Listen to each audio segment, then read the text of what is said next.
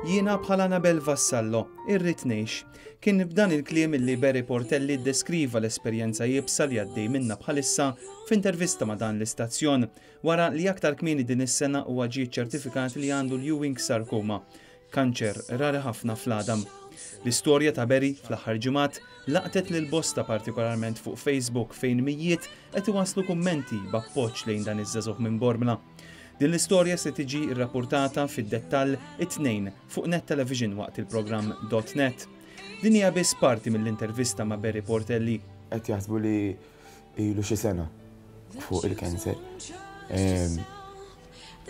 Ma toħġ dawn it-tliet xhur li diagnosed bil-kanser, ġifieri b'kollox jiġu sena u 3 xhur. Huwa fatt li 4 minn kull miljun biss ikollhom it-tip ta' kanser tiegħi.